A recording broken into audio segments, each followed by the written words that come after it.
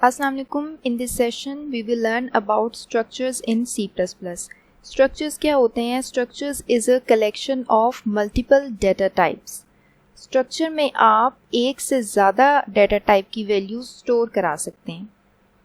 जैसे आपके पास एक सिंपल वेरिएबल होता है, उसमें आप किसी एक डेटा टाइप की एक ही वैल्यू स्टोर करा सकते हैं.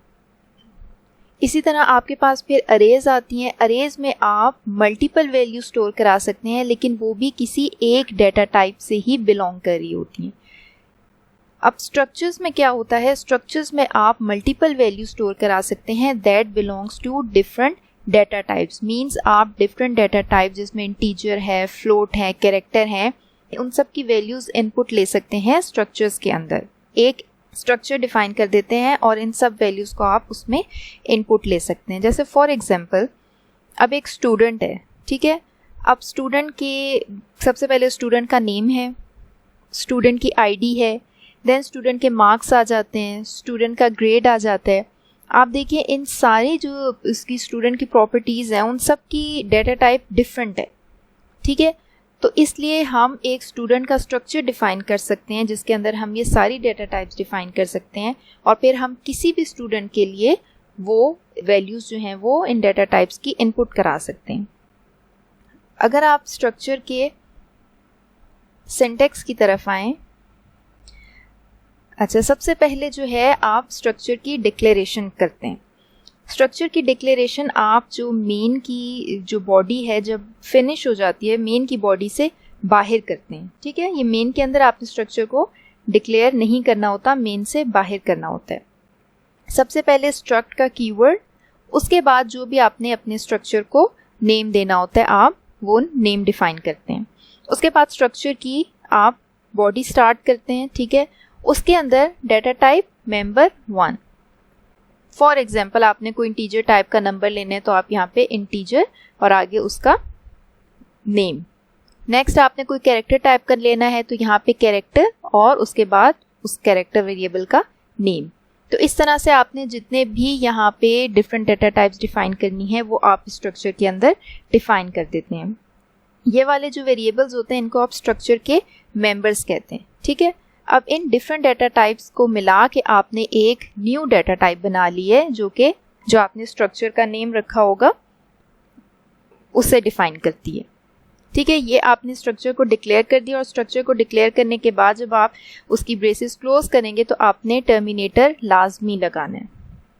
अच्छा उसके बाद अब यहाँ जब डिक्लेरेशन होगी तो अभी स्ट्रक्चर को कोई मेमोरी असाइन नहीं हुई, सिर्फ कंपाइलर को आपने स्ट्रक्चर की डिटेल्स बताई हैं कि ये स्ट्रक्चर का नेम है और इसके अंदर ये मेंबर्स हैं जो कि ये डेटा टाइप के. अब जब आपने स्ट्रक्चर को आप यूज़ करेंगे सबसे पहले आप स्ट्रक्चर का एक आइडेंटिफायर बनाएंगे, ठीक है. जैसे आपने किसी भी आप वेरिएबल को जब डिक्लेयर कराते हैं तो आप पहले उसकी डेटा टाइप बताते हैं और आगे उसका नेम. तो ये जो आइडेंटिफायर है इसकी डेटा टाइप क्या है जो आपने अपने स्ट्रक्चर का नाम रखा है, ये इसकी डेटा टाइप है और आगे आपने उस आइडेंटिफायर का नेम. अब अगर आपने कोई भी मेंबर एक्सेस करना है स्ट्रक्चर का तो आप ये जो आपने आइडेंटिफायर डिफाइन किया हुआ है जिसको आप स्ट्रक्चर का वेरिएबल कहते हैं उस स्ट्रक्चर के वेरिएबल का नेम, फिर बीच में डॉट ऑपरेटर और देन मेंबर वेरिएबल. इन ये जो आपके मेंबर्स हैं इनमें से कोई भी मेंबर वेरिएबल आपने एक्सेस करना है तो डॉट ऑपरेटर के बाद करेंगे. तो ये है बेसिक सिंटैक्स स्ट्रक्चर का. अब हम एग्जाम्पल करते हैं जिससे हमें ये और क्लियर हो जाएगा, ठीक है. अच्छा हमारे पास यहाँ पे एक क्वेश्चन है, write a program that declares a structure to store roll number, name, average and grade of a student. The program should define a structure variable, inputs the values and then displays these values. अच्छा इसमें इन्होंने हमें कहा है कि हमने एक structure बनाना है स्टूडेंट के नेम से जिसके अंदर हमारे पास मेंबर्स होंगे role number, name, average, grade, ठीक है. उसके बाद हमने इन सारे जो वैल्यूज़ हैं उसमें इनपुट लेना है यूज़र से और इन वैल्यूज़ को डिस्प्ले कराना है. अच्छा सबसे पहले हम स्ट्रक्चर डिफाइन कर लेते हैं स्टूडेंट का. स्ट्रक्ट स्टूडेंट, हमने इसकी ब्रेसेस स्टार्ट करनी है. देखें ये टर्मिनेटर खुद ही आ गया है यहाँ पे, लेकिन अगर आपके पास नहीं आता तो आपने मस्ट लगाना है. अच्छा, इसके अंदर अब इन्होंने हमें जो जो वैल्यूज़ की हुई हैं, हमें रोल नंबर कहा है, नेम कहा है, एवरेज कहा है और ग्रेड। रोल नंबर हम इंटीजर में ले लेते हैं, ठीक है। नेम हम एक स्ट्रिंग ले लेते हैं। उसके बाद एवरेज में हम एवरेज की डाटा टाइप हम फ्लोट ले लेते हैं और ग्रेड की हम एक कैरेक्टर ले लेते हैं ABC, ठीक है। तो ये हमने इस स्टूडेंट स्ट्रक्चर के हमने ये मेंबर्स डिफाइन कर दिए। देखें ये डिफरेंट डाटा टाइप्स हैं और इन सबको मिला के एक आपने न्यू डाटा टाइप बना ली है स्टूडेंट की, ठीक है। ये आपने यहाँ पे डिक्लेरेशन कर दिया, अभी इसको कोई मेमोरी असाइन नहीं हुई। अच्छा, अब हम इसका वेरिएबल डिफाइन करते हैं। उसके लिए जो आपने स्ट्रक्चर का नेम रखा है स्टूडेंट, और अब आप अपने वेरिएबल का नेम डिफाइन करेंगे। तो मैं यहाँ पे एक स्टूडेंट ले लेती हूँ S1 और टर्मिनेटर। अब मैंने स्टूडेंट का एक वेरिएबल S1 डिक्लेयर करा लिया। अब इसको जो है S1 को मेमोरी असाइन हो जाएगी, और मेमोरी कितनी असाइन होगी, जितने आपके इनकी टोटल मेमोरी बनती है। जैसे फॉर एग्जांपल आपकी इंट, स्ट्रिंग, फ्लोट, कैरेक्टर, इन सब की जो है वो मेमोरी जितनी भी इन्हें असाइन होती है वो सारी की सारी मेमोरी ऐड होके S1 को असाइन हो जाएगी। ओके, सो नेक्स्ट आपने वेरिएबल डिफाइन कर दिया। अच्छा, अब आपने उसके मेंबर्स को एक्सेस करना है। फॉर एग्जांपल मैं कहती हूँ कि मैंने रोल नंबर असाइन करना है S1 को, तो S1 dot roll number equals, for example इसका रोल नंबर है 1। देन मैंने इसको नेम असाइन करना है S1 डॉट नेम। ये मैं स्ट्रिंग लूँगी तो मैं डबल कोट्स में लिखूँगी, इसका नेम है स्टूडेंट का अली। देन S1 की एवरेज ले लेते हैं। एवरेज फॉर एग्जांपल उसकी है 70।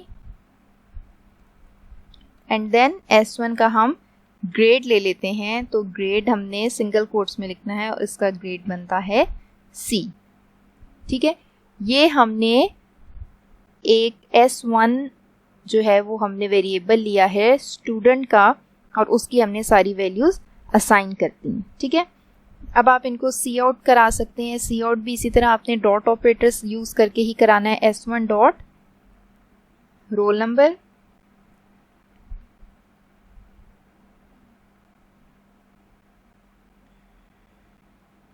बीच में स्पेस दे देते हैं। S1 dot name, S1 dot average,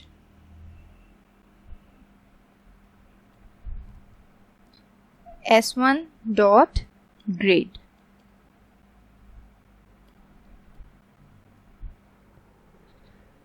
okay, so ये वाली सारी वैल्यूज़ हमने सी आउट करा ली हैं। अच्छा, ये जो हमने स्ट्रक्चर डिक्लेयर किया है ये हम मेन से पहले करेंगे ताकि कंपाइलर को पता हो कि इस नेम का हमने कोई स्ट्रक्चर डिक्लेयर किया हुआ है, ठीक है। मेन से पहले आपने स्ट्रक्चर को डिक्लेयर करना है। अब हम इसको रन करके देखते हैं। ये देखें, ये सारी वैल्यूज़ जो मैंने S1 की डिफाइन की थी वो सारी वैल्यूज़ प्रिंट हो गई हैं। अभी हमने सिर्फ एक S1 जो है वो वेरिएबल लिया है। अब मैं अगर इसी तरह एक और वेरिएबल लेना चाहूँ तो मैं साथ ही इसके S2 भी डिक्लेयर कर सकती हूँ, और मैं इसी तरह S2 में भी वैल्यूज़ स्टोर करा सकती हूँ। Roll number equals to 2, S2 dot name equals to Hamza, S2 dot average equals to 80, S2 dot grade equals to B, ठीक है। अब आप ये सारी वैल्यूज़ को सी आउट करा लें S2 की। हम यही कॉपी करके इसमें S2 कर लेते हैं, ठीक है। ऊपर आपने जो S1 वेरिएबल था उसकी सारी वैल्यूज़ आपने प्रिंट कराई थी, यहाँ पे आप सारी S2 की वैल्यूज़ प्रिंट कराएंगे। अब रन करें। ये देखें अब आपके पास 2 स्टूडेंट्स की डिफरेंट किस्म की वैल्यूज़ आ गई हैं, इंटीजर भी हैं, स्ट्रिंग भी है, कैरेक्टर भी हैं। इस तरह जितने मर्जी आप लेना चाहें उन स्टूडेंट्स को आप इनकी वैल्यूज़ ले सकते हैं। अच्छा, इसमें एक और चीज़, अगर कोई भी फॉर एग्ज़ाम्पल यहाँ पे पॉसिबल नहीं है कि किसी 2 स्टूडेंट्स का सेम डाटा हो, लेकिन जस्ट फॉर एग्जांपल अगर आपने एक पूरे वेरिएबल का डाटा जो है वो दूसरे वेरिएबल में स्टोर कराना हो, जैसे इधर पे हमने S1 की सारी वैल्यूज़ दे दी हैं, ठीक है। ये वाली जो S2 वाली वैल्यूज़ हैं, ये हम बजाय इसके खुद से सारी वैल्यूज़ दें, हम चाहते हैं कि सारी S1 वाली वैल्यूज़ ही S2 में आ जाएं, तो आप S2 इक्वल्स टू S1 कर देंगे। ये क्या है, आपने S1 की ये जितने भी ये वाली वैल्यूज़ थी वो आपने S2 के मेंबर्स में ये सारी वैल्यूज़ स्टोर करा दी हैं, ठीक है। अब इसको सी आउट करा लें, इसमें S2 इक्वल्स S1, ठीक है। अब इसको सी आउट करके देखते हैं, तो ये देखें वो जो S1 में मैंने वैल्यू स्टोर कराई थी वो सारी मेरे पास S2 में भी आ गई हैं। अच्छा, एक तो ये वे है आप इनको इनमें वैल्यूज स्टोर करा सकते हैं। दूसरा वे क्या है, स्टूडेंट S1 इक्वल्स, अब आपने वैल्यू को यहीं पे इनिशियलाइज भी कराना है, ठीक है। अब यहीं पे अगर वैल्यूज को आपने इनिशियलाइज कराना है तो आप कर्ली ब्रेसेस लगाएंगे। अब सबसे पहले आपके पास क्या वैल्यू है, रोल नंबर 1, ठीक है, आपने वो वैल्यू दे दी। नेक्स्ट वैल्यू नेम है अली इन्वर्टेड कॉमास में, उससे नेक्स्ट वैल्यू आपके पास एवरेज है 50, ग्रेड है तो वो आप कर देंगे D, ठीक है, और एंड में टर्मिनेटर। अब यहाँ पे आप इस तरह से जब वेरिएबल डिक्लेयर करेंगे उसके साथ साथ आप वैल्यूज इनिशियलाइज भी करा सकते हैं। इसको रन करके देखते हैं, तो ये देखें ये हमारी वैल्यूज आ गई हैं हमारे पास, ठीक है, क्लियर हो गया। अच्छा, यहाँ पे मैं एक और चीज़ बताना चाह रही हूँ कि अगर हमारे पास स्ट्रक्चर के अंदर ही कोई अरे हमने लेनी हो, ठीक है, जैसे फॉर एग्जांपल मैं यहाँ पे एक मार्क्स की अरे ले लेती हूँ, ठीक है। अब वो जो स्टूडेंट है उसके कोई से 3 सब्जेक्ट्स के मार्क्स आपने एंटर कराने, तो आप मार्क्स का साइज 3 है, आपने एक अरे डिक्लेयर करा ली है, ठीक है। अब जब आप यहाँ पे इस तरह से इनिशियलाइज कराएंगे तो ये आप कैसे कराएंगे, अच्छा, नेम के बाद आपकी क्या आ रही है, अरे आ रही है, ठीक है। तो अरे में वैल्यूज आप करेंगे तो उसके लिए आप अगेन ब्रेसेस लगाएंगे, और इस ब्रेसेस में अब आपने कोई से 3 मार्क्स एंटर करने हैं, 20, 30, 40, 50, ठीक है, ये आपने नंबर्स एंटर कर लिए। अब यहाँ पे आप इसको प्रिंट भी करा लें, ठीक है, नेम के बाद प्रिंट कैसे होगा, S1 डॉट अरे का नेम मार्क्स, और अब आपने यहाँ पे इसके इंडेक्स बताने हैं कि मार्क्स 0 पे जो फर्स्ट सब्जेक्ट के मार्क्स पड़े हुए हैं वो। नेक्स्ट S1 डॉट मार्क्स किस पे पड़े हुए हैं, जो 1 पे पड़े हुए हैं,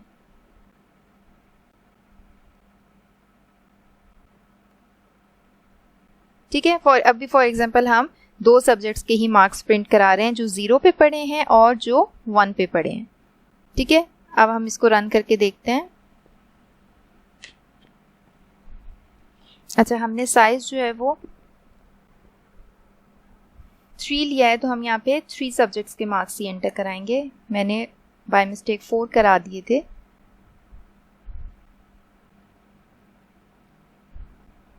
तो ये देखें अली 20, 30, ठीक है, ये उसके 2 सब्जेक्ट्स के मार्क्स हैं, आगे फिर ये उसकी एवरेज और आगे उसका ग्रेड आगे, ठीक है। तो इस तरह से आप स्ट्रक्चर के अंदर जो है वो अरेज को भी यूज़ कर सकते हैं। अच्छा, अब अगर हमने ये सारी वैल्यूज़ यूज़र से लेनी हो, इसको हम यहाँ इनिशियलाइज नहीं कराते, हम यूज़र से एंटर कराते हैं, ठीक है। Cout, enter your roll number. Cin roll number हम कैसे कराएंगे? वेरिएबल का name dot roll number. Then cout, enter your name,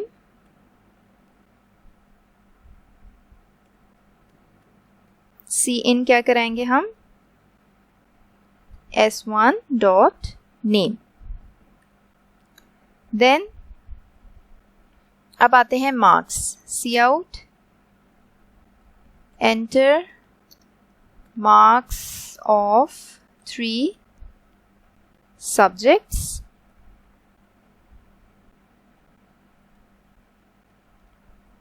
अच्छा, 3 सब्जेक्ट से मार्क्स एंटर करने। अब चाहें तो आप एक एक इंडेक्स करके लिख के सीन करा लें, या फिर आप लूप लगा लें for int i equals to 0, i is less than 3, size हमारे पास 3 है, i प्लस प्लस, और इसके अंदर आप क्या करा रहे हैं? सी इन S1 डॉट मार्क्स, और यहाँ पे i में आप उसका इंडेक्स ले रहे हैं। ठीक है, जब 0 होगा तो मार्क्स 0 पे पहले मार्क्स सेव हो जाएंगे, 1 होगा तो सेकंड मार्क्स मार्क्स 1 पे हो जाएंगे सेव, और जब 2 होगा तो आपके थर्ड सब्जेक्ट के मार्क्स इसमें सेव हो जाएंगे। नेक्स्ट है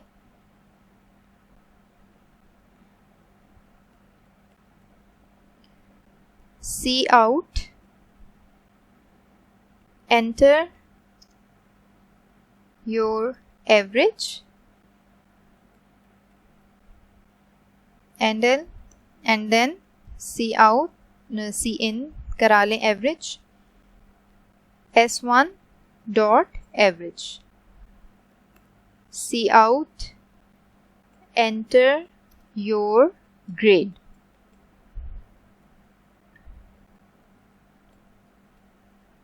तो यहाँ पे आप सीन करा लें S1 डॉट ग्रेड। ठीक है, एंड में आप ये सारी वैल्यूज जो हैं वो सी आउट करा दें। अच्छा, यहाँ पे मार्क्स 2 भी सेव करा लेते हैं, S1 डॉट मार्क्स, जो कि 2 इंडेक्स पे पड़े हैं। अब हम इसको रन करके देखते हैं। Okay, enter your roll number 1, enter your name Ali, enter marks of 3 subjects 40, 50, 70, enter your average 5.9, enter your grade B। सो ये वाली सारी इंफॉर्मेशन मेरे पास प्रिंट होके आ गई। ठीक है, तो अभी तक हमने क्या देखा है? हमने देखा है कि स्ट्रक्चर में हम डिफरेंट डाटा टाइप से रिलेटेड डाटा स्टोर करा सकते हैं। उसके बाद स्ट्रक्चर की डिक्लेरेशन कैसे करनी है आपने, ठीक है। उसके बाद आपने देखा आप स्ट्रक्चर का वेरिएबल डिफाइन कैसे करते हैं, फिर आपने उसके स्ट्रक्चर के मेंबर्स को डॉट ऑपरेटर से एक्सेस करना है, यूज़र से कैसे इनपुट लेनी है, इनिशियलाइजेशन अगर आपने डिक्लेरेशन के साथ ही करानी हो तो वो कर्ली ब्रेसेस में कैसे करनी है, और आपने देखा कि आप एक वेरिएबल का जो डाटा है वो दूसरे वेरिएबल में कैसे स्टोर करा सकते हैं। अच्छा, अब हम एक और एग्जांपल करते हैं। Write a program that declares a structure to store book ID, price and pages of a book. It defines 2 structure variables and input values. It displays the record of most costly book. अच्छा, अब आपने जो है वो एक book का structure define करना है, उसमें प्राइस, बुक आईडी, पेजेस उसके मेंबर्स होंगे। उसके बाद आपने उस बुक स्ट्रक्चर के 2 वेरिएबल्स लेने हैं, दोनों में डाटा इनपुट कराना है और आपने देखना है कि किसकी जो है वो कौन सी बुक जो है उसकी प्राइस ज़्यादा है।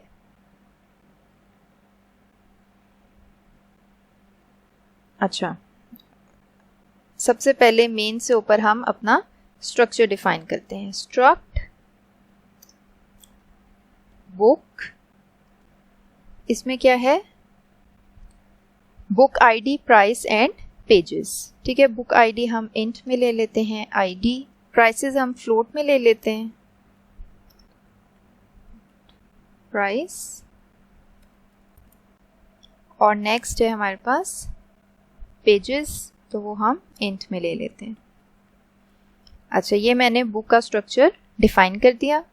अब मेन में आ जाए, अब हमने इसके दो वेरिएबल्स बनाने हैं, तो स्ट्रक्चर का नेम और फिर B1 एक वेरिएबल, B2 सेकेंड वेरिएबल। अच्छा, अब हमने यूज़र से वैल्यूज़ एंटर करानी है, सी आउट, एंटर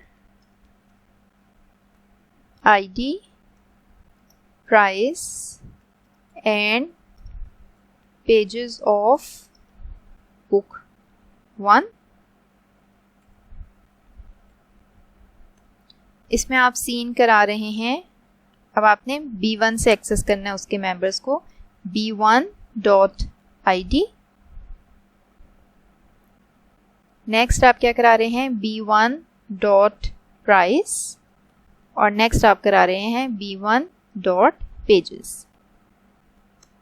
अच्छा, ये पहली वाली बुक की हो गई। अब इसी तरह आपने दूसरी बुक की वैल्यूज़ को सी इन कराना है ऑफ बुक 2। ठीक है, आप यही कॉपी पेस्ट कर लें, थोड़ा काम जल्दी हो जाएगा, और यहाँ पे आप B2 कर दें। ओके, ये दोनों एंटर करा लिए। अब आपने इंफॉर्मेशन किसकी डिस्प्ले करानी है, जिसकी प्राइस ज़्यादा है, तो आप कंपैरिजन करेंगे।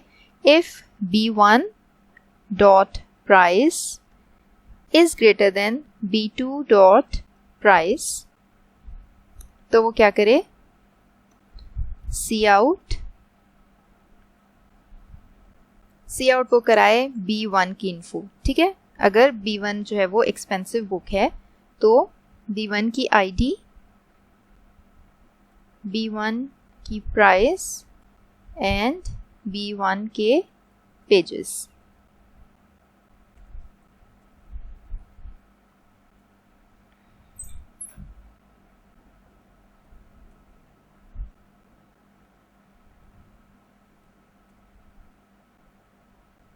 पेजेस, ठीक है।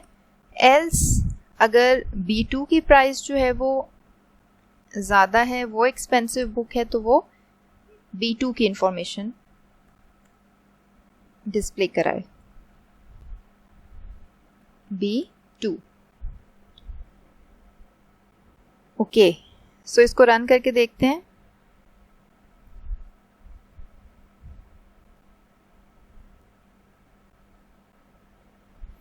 Enter ID, price and pages of book 1.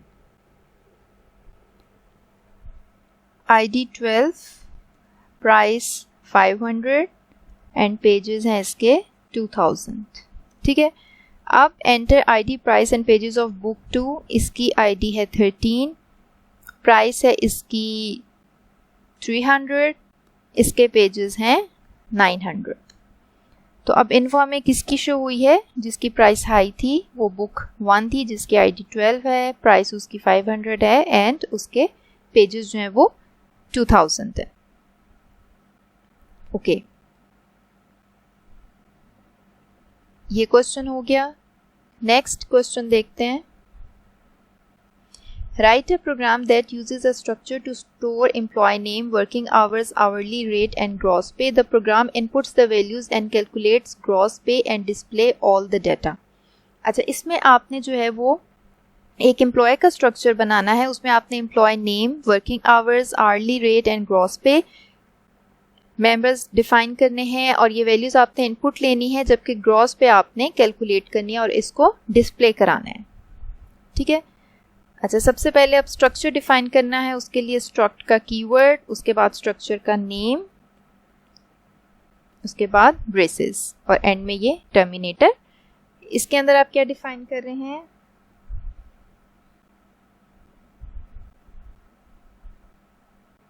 Employ name, working hours, name हम स्ट्रिंग में ले लेते हैं। ओके, नेक्स्ट है वर्किंग आवर्स। वर्किंग आवर्स हम फ्लोट में ले लेते हैं, वर्किंग आवर्स। नेक्स्ट है हमारे पास आवर्ली रेट, ठीक है। नेक्स्ट हम फ्लोट में ही ले लेते हैं रेट, और उसके बाद है हमारे पास ग्रॉस पे, ये भी हम फ्लोट में ले लेते हैं, ग्रॉस पे। ओके, ये हमारा स्ट्रक्चर डिक्लेयर हो गया। अब हमने इसका मेंबर बनाना है EMP1,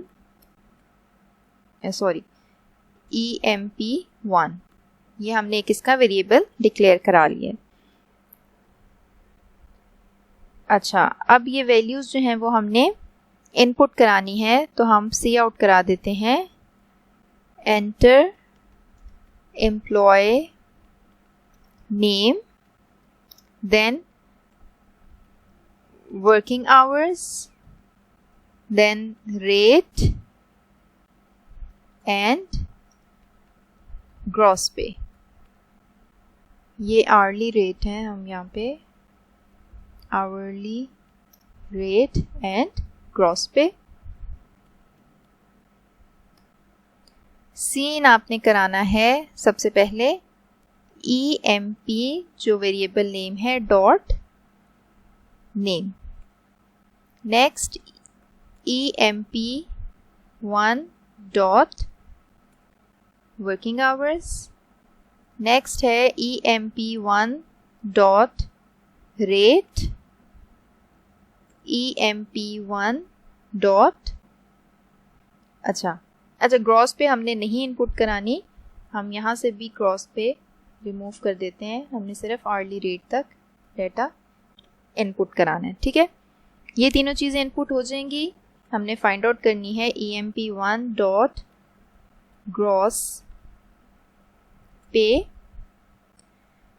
ये आपकी EMP1 डॉट जो उसके एम्प्लॉय के वर्किंग आवर्स हैं उनको मल्टीप्लाई करेंगे हम उस एम्प्लॉय के रेट से, तो ये हमारे पास एम्प्लॉय की ग्रॉस पे आ जाएगी। एंड में हम ये सारी वैल्यूज जो हैं वो सी आउट करा लेते हैं। सबसे पहले क्या है, एम्प्लॉय का name dot name space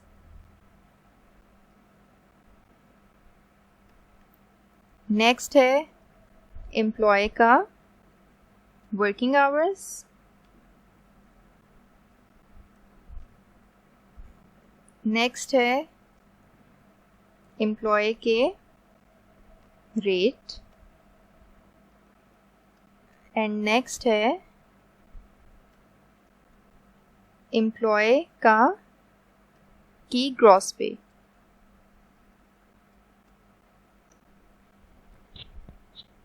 okay, सो तीन चीज़ें जो है हमने इनपुट ली थी, नेम, वर्किंग आवर्स और रेट, और ग्रॉस पे जो है वो हमने फाइंड आउट की है। उसको रन करके देखते हैं। Enter employee name, working hours, hourly rate, name enter किया, वर्किंग आवर्स हम कर लेते हैं उसके हैं जी 30, एंड आवर्ली रेट है उसका 5। सो उसका नेम, उसके वर्किंग आवर्स, उसका आवर्ली रेट, और ये उसकी जो है वो ग्रॉस सैलरी कैलकुलेट हो के आ गई है। ओके, ये क्वेश्चन भी हो गया। अच्छा, नेक्स्ट क्या है, नेक्स्ट आप अरे ऑफ स्ट्रक्चर्स भी यूज़ कर सकते हैं, ठीक है। अरे आप किस लिए यूज़ करते थे, जब आपने किसी एक डाटा टाइप से रिलेटेड मल्टीपल वैल्यूज़ को स्टोर करना होता था। अब इसमें स्ट्रक्चर को हम एक न्यू डाटा टाइप ही कंसीडर कर लेते हैं, ठीक है। जैसे यहाँ पे एम्प्लॉय है तो ये एक न्यू हमारे पास डाटा टाइप बन गया। अब इसकी हम अरे बना सकते हैं, ठीक है। हम ये जो बुक वाली एग्जांपल है इसी में एग्जांपल लेते हैं। अब यहाँ पे जब हम वेरिएबल्स डिफाइन करें, फॉर एग्जांपल मैंने 2 बुक्स का डाटा लेना है, तो मैं यहाँ पे एक वेरिएबल डिफाइन करने के मैं अरे बना लेती हूँ स्ट्रक्चर की, ठीक है। B2, ठीक है। तो यहाँ पे मैंने स्ट्रक्चर की अरे डिक्लेयर कर दी है। अब इसमें आप डाटा कैसे लेंगे, इसमें हम डाटा लूप के थ्रू लेंगे, ठीक है। हम यहाँ पे लूप लगाते हैं for int I equals to 0, क्योंकि इंडेक्स 0 से शुरू होगा, I इज लेस देन 2, ठीक है, क्योंकि साइज हमारे पास 2 है, I प्लस प्लस।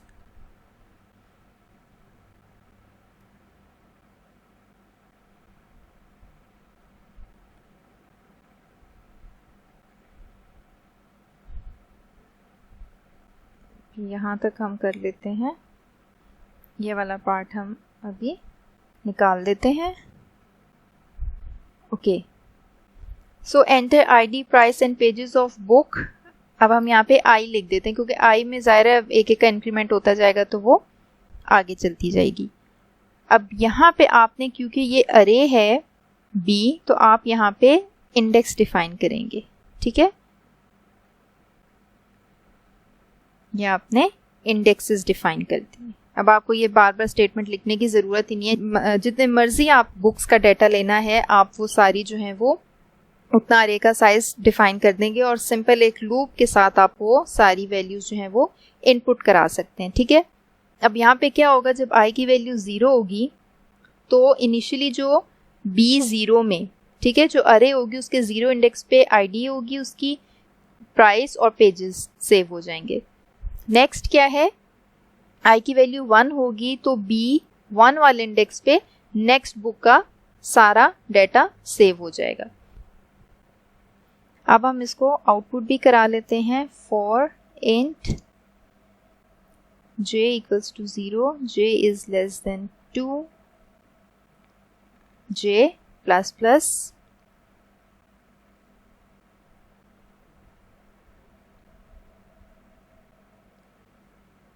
यहाँ पे आप सी आउट करा रहे हैं b j डॉट ID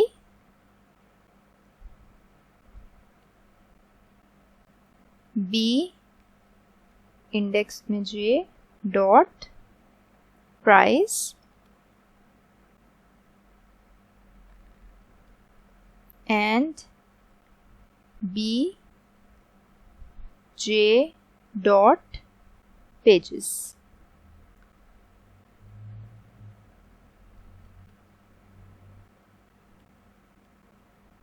ठीक है, अब ये आपने सारी वैल्यूज़ आउटपुट भी करा दी हैं। जब j की वैल्यू 0 होगी तो जो 0 इंडेक्स पे वैल्यूज़ पड़ी होंगी अरे में वो मीन्स के बुक 1 की वैल्यूज़ प्रिंट हो जाएंगी। जब j की वैल्यू 1 होगी तो 1 वाली वैल्यूज़ प्रिंट हो जाएंगी। इसको रन करके देखते हैं।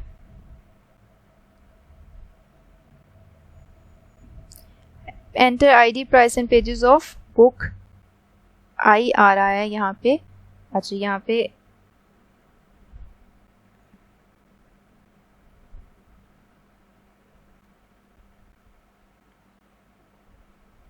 Okay, now enter ID, price and pages of book 0, ठीक है, 12 ID है, 600 प्राइस है, पेजेस उसके 5000 हैं, ID, price and page of book 1 की जो I की वैल्यू जो है वो चेंज हो रही है वही यहाँ पे शो हो रही है।